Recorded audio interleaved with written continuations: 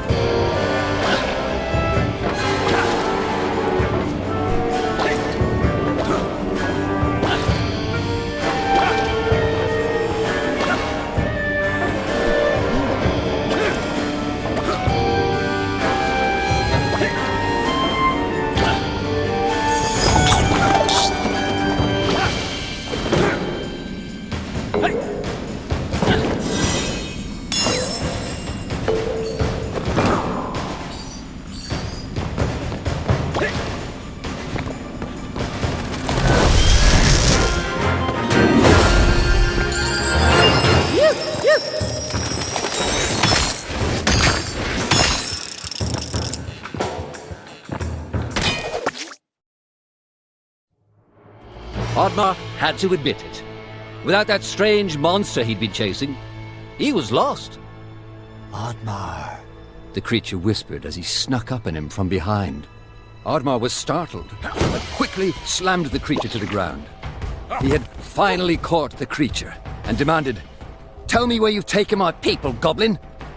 Do I look like a goblin to you? The creature replied. Oddmar became even more enraged. Okay. "Look," the creature said nervously. I don't know where they've taken them, and I don't know who did it.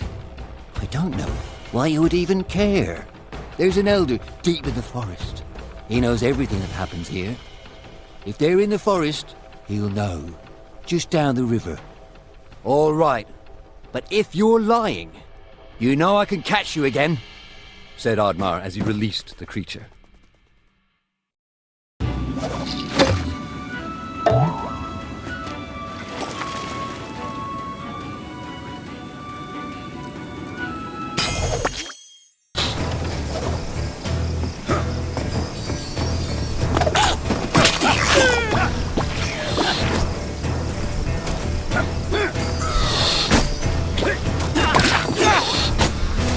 Good luck,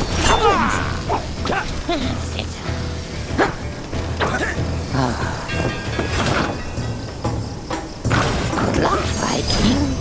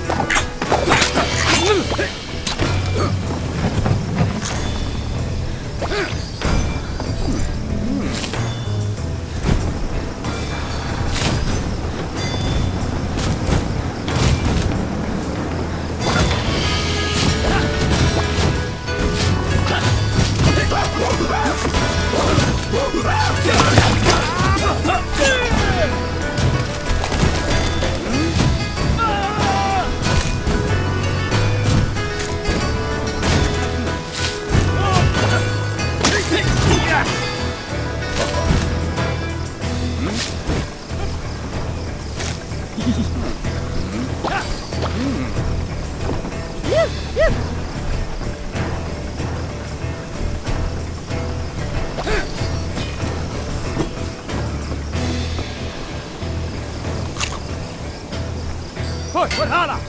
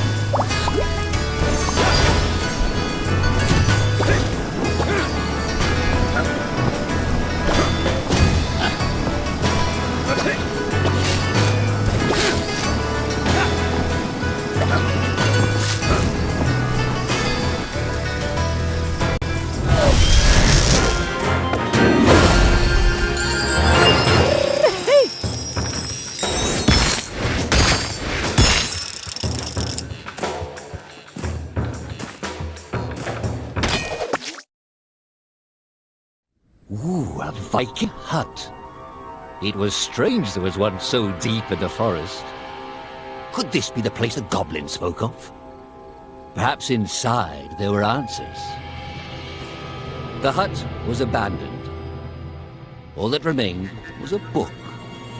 Although Oddmar was never one for reading, he opened it. Inside the book it read, Diary of Vaskar, the Disgraced. Could his old friend still be alive? With Oddmar's parents gone, Vaskar took Oddmar in. Despite this huge responsibility at such a young age, Vaskar had impressed the chief and become a promising young warrior. The chief was so impressed, he decided Vaskar was to lead the Vikings into the forest for the first time. Vaskar went to the forest alone to prepare. But the more he went out there, the less he wanted to hurt anything within it. He begged the chief to reconsider, but the chief was not a very thoughtful man. When Vaskar refused to lead the charge, he was labeled a traitor and was banished. Much time passed, and a fairy visited Vaskar. A great threat to the forest was looming, and her people were in danger. She knew she could trust him with the great power to save the forest. He had no idea he was to fight the god of chaos. Vaskar was almost victorious, but Loki, in desperation, turned Vaskar's own powers against him. He was cursed, but Loki was driven from the forest for now. The curse was quickly consuming Vaskar, but the fairy could not help. Loki's hold on the forest and their magic was still too tight. The fairy asked if there was anyone else who could help. Vaskar was reluctant to put his friend in danger, but he had no choice. Oddmar always asked himself why he never went out there, why he was too scared to try and help his friend as he had helped him. He often thought about that. But where was Vaskar now? Perhaps his aunt lay further down the river.